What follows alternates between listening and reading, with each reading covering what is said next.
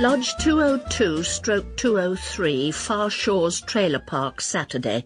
Dear Lesley, I'm sorry to trouble you again, especially at a time when you're trying to find your feet as a mother, but I wonder if you've heard from Irene yet.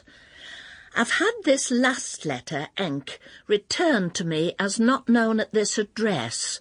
Of course, the Outback Australia, which was where she last wrote from, isn't much to go on.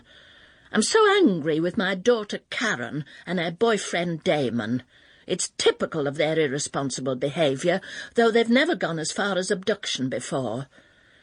They left me in a terrible mess. Damon was halfway through building an extension to my trailer. I had to call in Dave from next door but one, and he was horrified. Took the whole thing down and started again. Said it was an accident waiting to happen. Irene mentioned they are living rough. I only hope Damon isn't exercising his so-called building skills, or they might not live long enough for me to see my new grandchild. It's a pity you aren't enjoying motherhood more. Personally, I'm loving it. The only good thing about their disappearance is that the social worker, Ms. Clinch, has given me custody of my granddaughter Sabrina. I've also got custody of Damon's Range Rover and his pit bull terrier. Do forward the Enk if you can. All best wishes, Vera. Dear Irene, clearly you have not come to your senses at all. What on earth are you doing living rough at your age, to say nothing of being a fugitive? Are you sure you got the right medication off that drugs trolley at the clinic? It certainly doesn't sound like it. For goodness sake, come home. You are behaving very selfishly, which, of course, is the mark of an alcoholic. I'm sure Lesley is very worried about you. Certainly I am. I wouldn't trust a dog to the care of those two. In fact, our social worker, Ms. Clinch, confided she'd been on to the RSPCA about the pit bull terrier. Yours, Vera. P.S. Just remember, I am an alcoholic. Kookaburra's Rest, Lira Falls, Australia. Thank God it's Friday, dear Vera. So much has happened here since I last wrote, I hardly know where to start. I began to feel much more clear-headed when Damon confiscated my medication shortly after I wrote and started to take it himself. Unfortunately, he got even odder and rather aggressive. He thought Karen was a dingo and that she had swallowed her own baby, and kept pointing to her pregnant belly and shouting, "Why is she so fat then? You tell me that." It was very upsetting, and has made me do a complete rethink about my stance on banning sex education in schools. At least they could tell them that babies come out of ladies' tummies. Anyway, Karen and I were so frightened that I decided to call my daughter Lesley to see if we could go there for a while. Apart from anything else, I only had the clothes I stood up in, and they were pretty grubby, to say the least. She told us where to go, see above address, and to stay there till she arrived, which is what we are doing. It's a lovely little guest house, and it seems they know Lesley here quite well. They say she often comes to stay here with a gentleman friend, but I'm sure they must have got that wrong. Karen was very angry about you getting custody of Sabrina. I do hope that the two of you manage to reconcile your differences. She's all for you doing family therapy when she returns. I think we'll stay at Leslie's for a while just to catch our breath and then fly home in a couple of weeks, so if you're writing, please send letters there. All for now. Love, Irene. P.S. I think the drugs they gave me in the clinic made me a bit forgetful. I had no idea you were an alcoholic. I'm so sorry for you. I think they say one step at a time, don't they?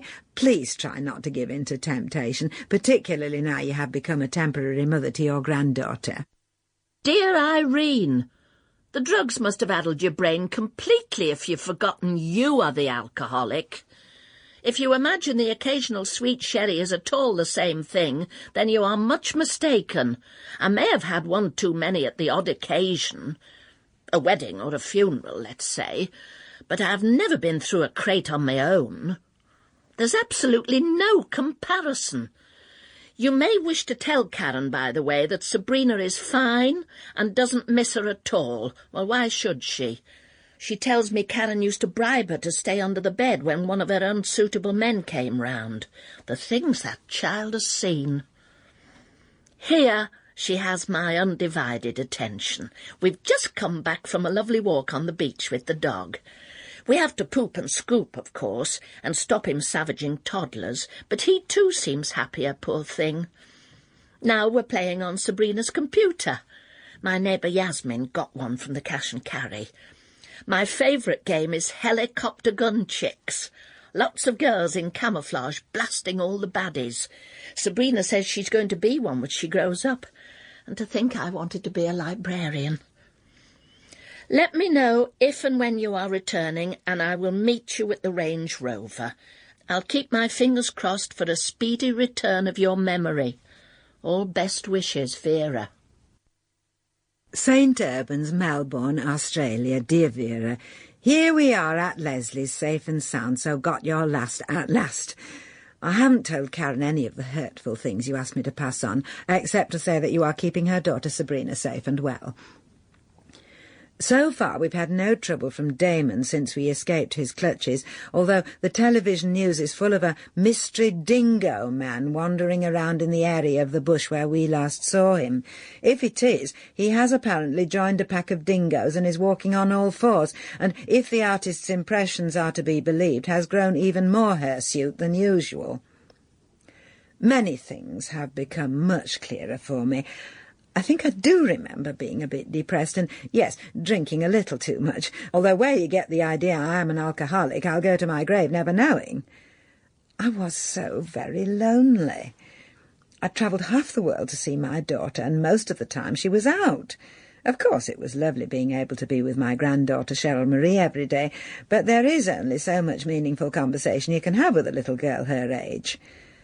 Australia's so very far away from everywhere, and I started to feel a bit stranded and hopeless and wondering what I could possibly do to make my life better. All I could come up with was nothing. Actually, that wasn't quite all I could come up with. I also invented a nice story for myself to cheer myself up about a man called Vincent. He did exist, still does as far as I'm aware, but I exaggerated the depth of our relationship a little bit. In fact, our only contact was pairing each other in serve and volley practice on one occasion. I also gave him rather more hair and teeth in my fantasy than he actually possesses in real life, but I digress. I remember hitting a case of wine that Lesley had bought me rather hard one night, and then realising, to my horror, that I was drunk and incapable and in charge of a minor. Lesley was out as usual, and as usual I was babysitting. I felt very ashamed of myself, not to mention extremely giddy and horribly nauseous. I put myself under a cold shower and started to feel a little more clear-headed, and then I remembered some special herbal tea I had seen Lesley taking at night-time, which she keeps in a caddy in her smalls drawer. When I'd asked her what it was, she'd said it helped to calm her down and get things in perspective, so naturally I thought it might be just the thing to sober me up. I put the kettle on, and given how much I needed to get things in perspective, put 2 spoonfuls in for me and 3 for the pot.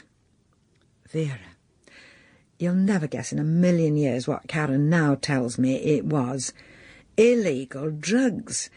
Something called marijuana. Have you heard of it? According to her, I took enough of the stuff to send me right off what remained of my rocker. Naturally, I have told Lesley off now in no uncertain terms about taking drugs, although both she and Karen tell me I'm making a fuss about nothing. They say that even the Home Secretary has admitted to taking it when he was a student, although apparently he doesn't admit to inhaling. Frankly, I don't know what difference that makes. I mean, who would inhale when they're drinking tea?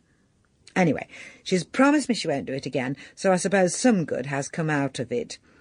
Another piece of nice news is that our daughters seem to be following in our footsteps and have become almost inseparable pals. Even now, as I write, they're holed up in Leslie's bedroom together, having a really good girls' night in. I can hear their merry giggles from out here on the veranda. Not that I feel left out. Well, all for now. I'm still very tired and keep needing to catch up on my sleep, but I wanted to put your mind at rest that all is as well as can be expected, and that Karen and I will be staying on here for a while longer. Lots of love, Irene. Dear Irene, fond of you as I am, I would never describe us as inseparable. In my opinion, we are at our best with several thousand miles between us.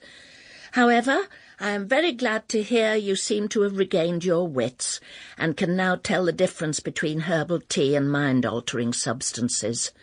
Incidentally, next time you feel the need to gain perspective, or chill out in trailer park parlance, you might try 2 drops of lavender oil and a candle in the bath, Yasmin's recipe, a sheep's yoghurt massage, my son Howard's, or Horlicks, a hot water bottle and a good book, mine. I'm glad the girls are getting on so well. Perhaps Lesley, who seems so affectionate, will teach Karen some manners.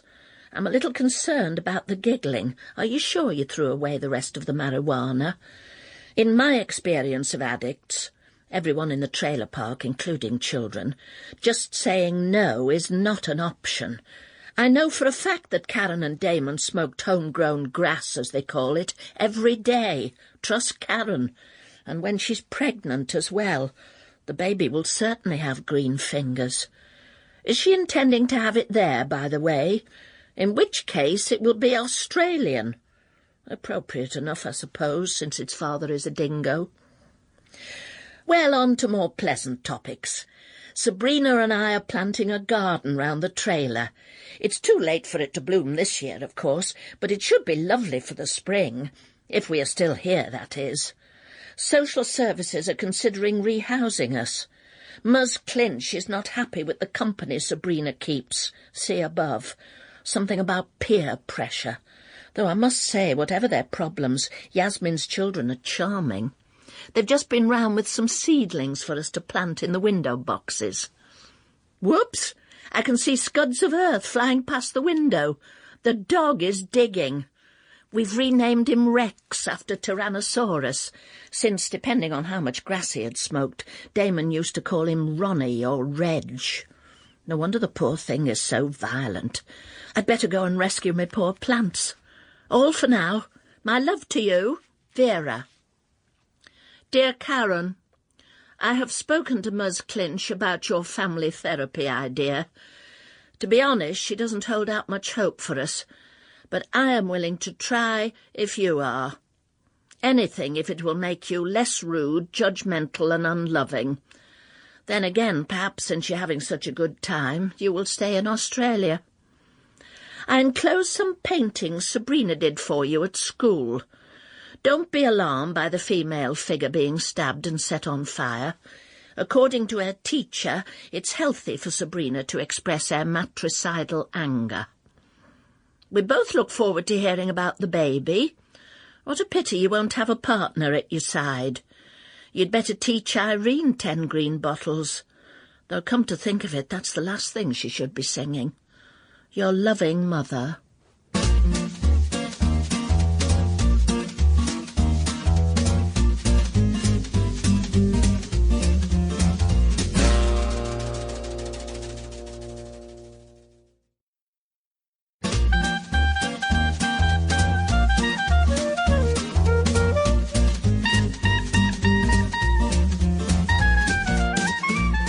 St Albans, Melbourne, Australia.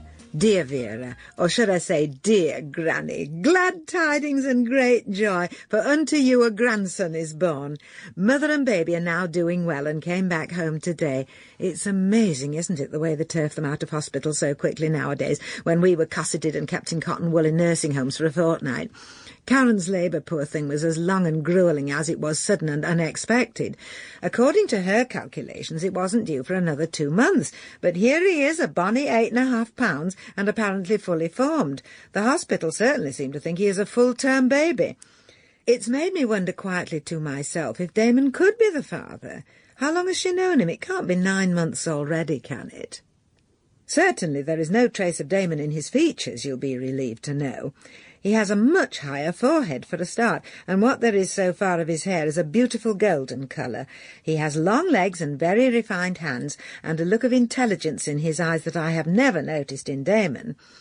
Best of all, as far as you're concerned, is that you have another grandchild born with your very distinctive nose, so there's certainly no mix-up as to who his grandmother is. All for now, as I'm supposed to be washing nappies. Karen is very eco, isn't she?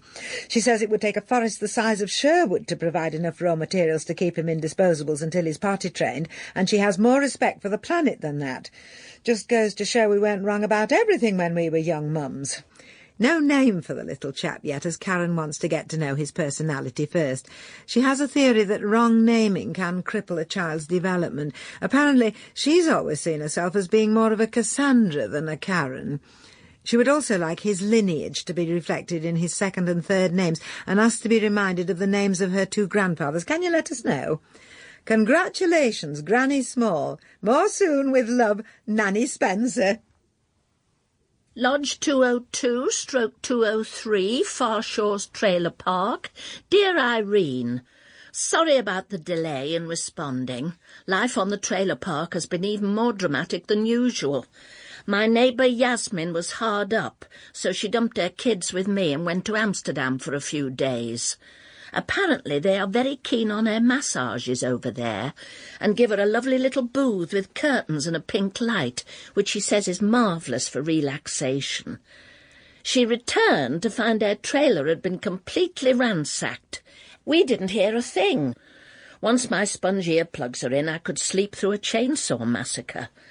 The police have refused to investigate, as the park is a no-go area, but site security, who are always informed when people go away, say that there has been a spate of raids and we're the victims of a serial ransacker. I must talk to Dave next door about getting iron bars for the windows. Naturally, we are delighted that Karen has been safely delivered. I'm not surprised her labour took so long. After breaking my waters 2 weeks early at a Masonic dinner dance, she took the rest of the fortnight to arrive. By the time she was born, I was crawling round the floor, begging to be put out of my misery. The father of the new baby is as much a mystery to me as it probably is to her. I have no idea what she got up to before she met Damon. Sabrina remembers a tall, blonde man who visited my son Howard at Sheep Dippers. She thinks he was a vet. I didn't like to probe, she's only 6, but she says he and Karen often went to the sheep shed together. Someone has to hold the sheep's head while the vet shoves his hand up the other end, so perhaps one thing led to another. But I'd be amazed if it's any friend of Howard's. As far as I know, they are all of the other persuasion. Please give Karen the enclosed card and baby grow. I got one with the longest legs, so I hope it will accommodate. As to names, Karen's paternal grandfather was called Wilfred, but he was rather unpleasant. Karen never liked sitting on his knee. My father was a Charlie. Sabrina suggests Robbie, after her favourite pop star. Must finish and cook tea for all the kids and Yasmin. I'm feeding them until Yasmin gets a new cooker installed. Love to you all, and a kiss for my new grandson. It's getting to be quite a tribe. Vera. P.S. It appears I did sleep through a chainsaw massacre. Security tell me there was one the other night at trailer 206, a domestic that got out of hand. The trailer's just a pile of splintered wood, and there were no survivors. Dear Vera, here at last are the photographs of baby boy Small. Still no name yet, so we're calling him by the name that was on his hospital armband. Makes him sound like a boxer, doesn't it? Sorry the pictures are a bit blurred, but I was trembling with nerves trying to use the new camera I'd treated myself to. It says it's fully automatic on the box, and then when you get it home you find it's like a computer, full of digital what's-it and menus, whatever they are. So far I haven't found anything on one that you would want to eat. Anyway, as you see, I had to put it on the panoramic menu so we could get the full length of his legs in. Isn't he, Bonnie? I'm glad at least that his nose is in focus so you can see for yourself how it runs in the family. Karen is doing well postpartum, and in fact has expressed some of her milk so that I can feed baby boy tonight while she and my daughter Lesley go for a girls' night out. I must say she's recovered her figure quickly, judging by her costume choice when they left. Anyway, mustn't luxuriate too long in the world of words. Nanny Spencer is on full-time duty tonight. Plus, I'm having to run myself up a few frocks, since apparently Lesley mistakenly sent all my clothes back to England. Could you send me that butterick pattern you used to have for the box-pleated summer frock, if you still have it to hand? I know it's old, but it always looks so timeless on you. Baby boy sends a kiss to his granny Small and to his sister Sabrina. Love, Irene. Dear Irene, thank you for your newsy letter and the photos of the baby, or rather his nose. It looks like a trunk. I can see no resemblance to mine at all.